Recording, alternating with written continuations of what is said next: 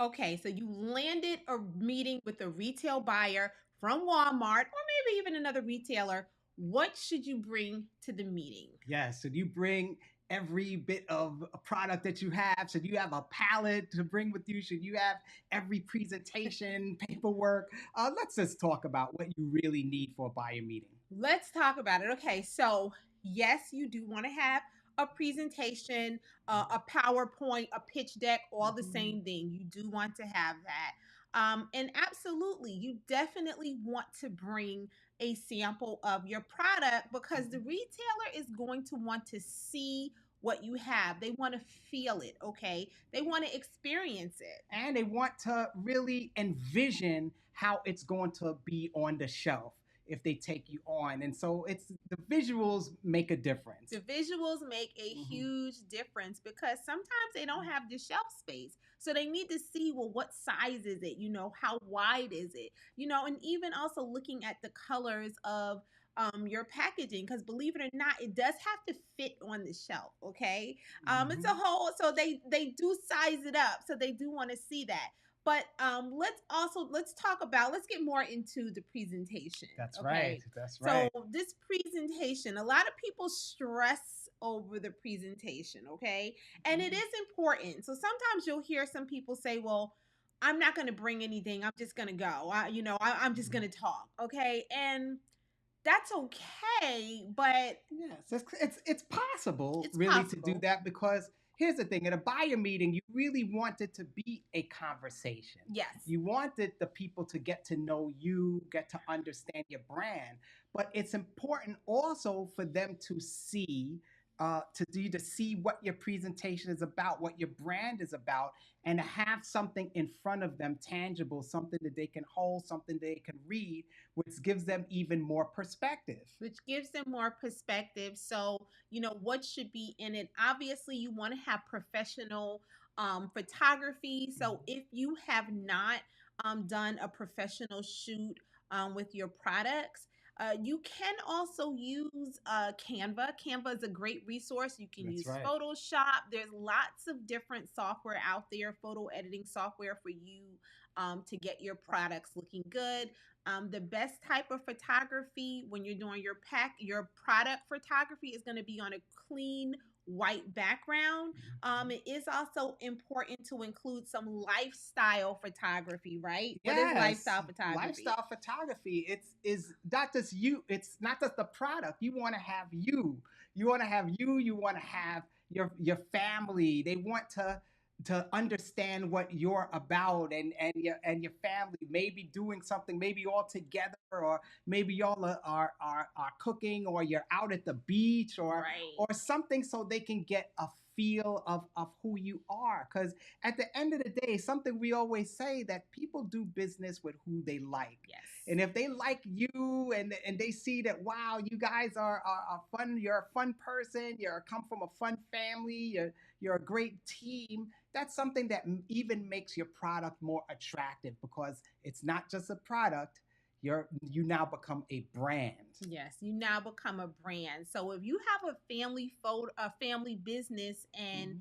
maybe you guys make cookies, um, you don't want to, you want to make sure you have, a photo of your family Mhm. inside your presentation. Okay, so maybe Mhm. when on the second page, maybe you do an about us, and you have that good family photo of you guys. Maybe there's some photos, action shots of y'all actually making cookies in the kitchen or something like that.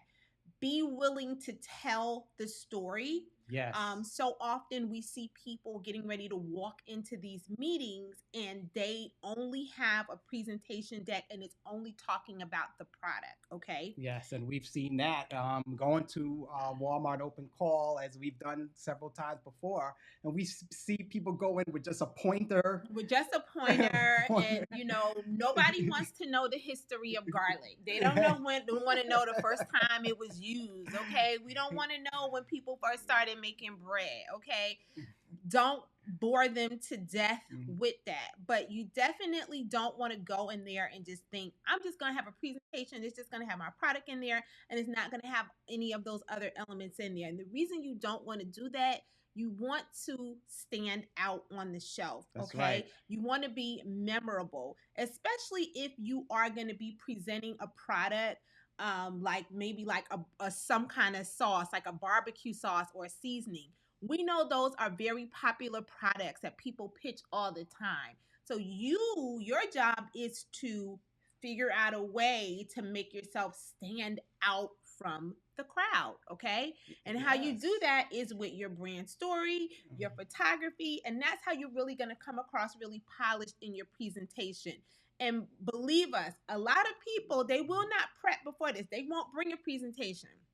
Mhm. You guys are on here with us, so y'all know to bring the presentation. Okay. You know That's what kind right. of presentation you need to have. So make sure, inside of that presentation, you are now don't now only spend one page talking about yourself, okay? Because the hero of this is your product. Okay. Yes. But you guys, your brand story, that is an element of it. But you want to just make sure you have the relevant information they have, like your capability statement, right? Yeah, I mean, you want to talk about.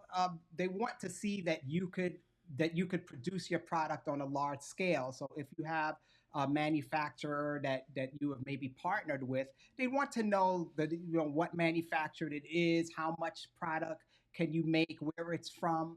And I tell you, as we just talked about, they want to know that your product is unique and it's memorable in some way. So you want to really talk about some call outs you may have. I mean, it may have something that's gluten free, or it's low in sodium, or something that's Yeah, all low natural, sugar or low sugar. something. All those things are call outs. So you want to have that in the presentation, and especially, boy, how people react to your product. So if if you've heard terms like, boy, this is the greatest lemonade I've ever tasted, or this is the greatest sweet potato pie that I've ever tasted, or things like that, they may want to see. You may have a little part in your presentation with customer testimonials, things like that, so that the buyers can understand that, hey, you really have some skin in the game. You've been working on it. Other people have been trying it and they like it. But I know, just to answer a question that we get a lot, like with your presentation, should you just bring one presentation to Um, give to the buyer? so here's our rule of thumb. We always have a presentation for ourselves, okay? And sometimes, yes, you in your mind you say I'm going to meet with the Walmart buyer. So sometimes we assume it's one. But there are times where they have the buying team in there. That's We've right. been in a room with as many as four buyers in the room with us, okay? So listen, as I always like to say, we don't get ready, we stay ready. So I would have five. Okay. I would bring five presentations with me, and if you don't use all five, that's fine. Save it for the next time. Make sure you have so another thing that the buyer is going to want to know: pricing. How much is it going to cost them? What is the lead time? So if they place an order, how long is it going to take to actually get delivered to them? Okay. So those Yes. are things that you want to know. So you want to, so let's talk about it again. So your presentation, so you should have something about you, about us, which tells about the brand, your business, why did you start it. You want to actually talk about the product itself, the dimensions of it, what does it do, as Shavalo said, any call Yes. outs, have your pricing in there, lead time, have your capability statement in there. And also they want to know, do you have some skin in the game? Are you going to help move this off the shelf? Because we're That's giving you right. shelf space. What's your plan to move it off the shelf? So make sure you have a plan in there on, so whether it's paid advertising, right? Yeah, I mean, it could be paid advertising. Guys, you got to remember, the job of the retailer is to display your product. That's what you're trying to get to display your Yes. product. But it's not their job to get somebody to get it off the shelf. Right. And that's why what Monique's saying, skip the game, meaning, yes, do you have an online presence? Are you willing to do paid ads? Are you willing to go live on Instagram? Are you willing to do some TikTok lives, or TikTok ads? Or Are you in-store demos. Are you really sure? willing to come in there and demo the product? So make sure you include a clear plan inside of your presentation to let them know, like, listen, I have a plan. Or if you already have a following, make sure you include that information in there so they understand that if they give you a shot, that yes, we can move this product off of the shelf. Okay. Yes, I tell you, one thing that really impressed buyers is when they could see how where the industry is going, or some projections, or like how many, how big is the genre or the niche that you're in. Right. And it's great to kind of know those projections, or to be able to just take a piece of your presentation and put that in there. Like, let's say right now. Let's say bottled water or alkaline water is something that is relatively new in general in this industry, but it's on an upward trend. It's nice to be able to put that in your presentation and say, hey, my alkaline water, it solves these different problems, it tastes great. And when you look at the alkaline water industry, it is growing at 20% a year. And so it really makes the case to the retailer like, hey, maybe I should give this person shelf space, right? Yeah. So you want to say, hey, we're part of a $20 billion industry, Yes. with something like that. Okay. The buyer, 9 times out of 10, they are in charge of the category you're presenting, so they probably know that. But it's always nice, Hmm. for you to know it and for them to know that you know. But last and final piece of advice that we're going to give to you: do your homework. So we're Yes. talking about Walmart open call. Go visit a Walmart store. Go browse it. Go look at where you think your product could fit in the store. Maybe you have a product that could fit in multiple places in the store. Because we've been in meetings before where the buyer has asked us, where do you think this product would perform the best in the store? So make Yes. sure you have an answer for that. Okay. Competitive analysis. The, Competitive analysis or the, competitor the analysis. competitor Yes, analysis. competitor analysis. Yes, because they will ask you that. Thank you, because that's another thing I forgot. Your Yes. competitor analysis. Make sure you included a slide for your competitor analysis. I would give the top three. You could Yes. do don't do one.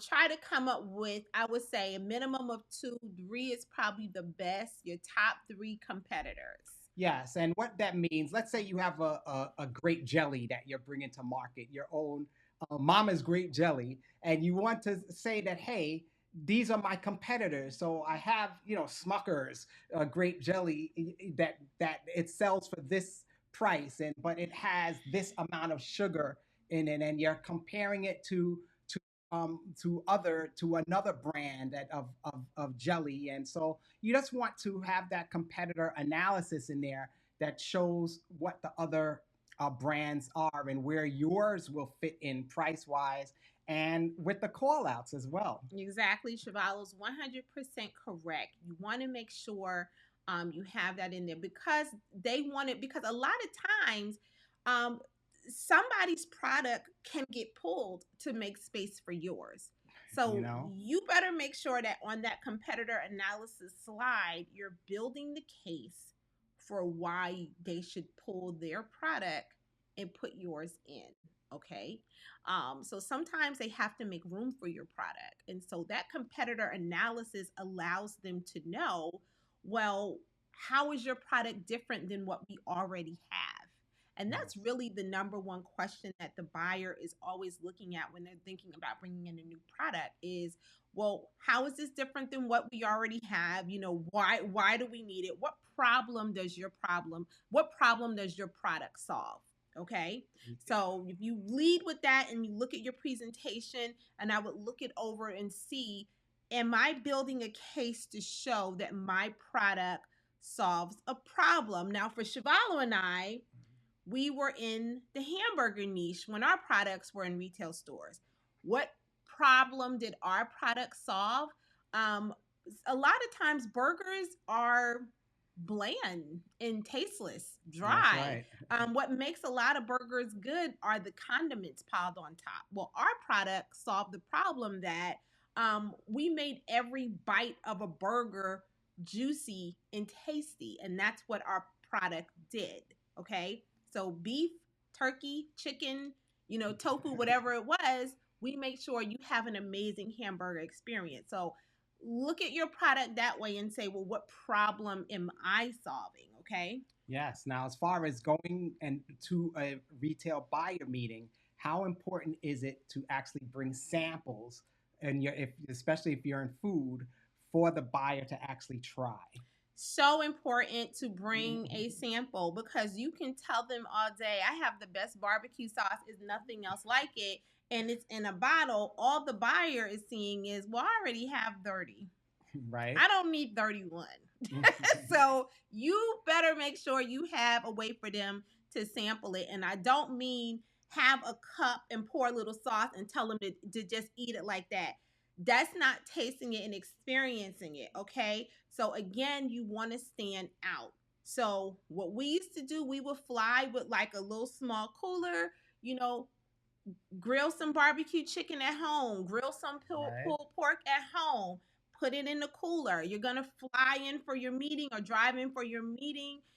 Make sure you have, if you're going to give them a little sample or something, have little cups, have little spoons, have napkins. They know that you guys are coming there with food. Okay, they'll have microwaves. There'll be a way for you to warm it up. Okay, listen, how bad do you want it?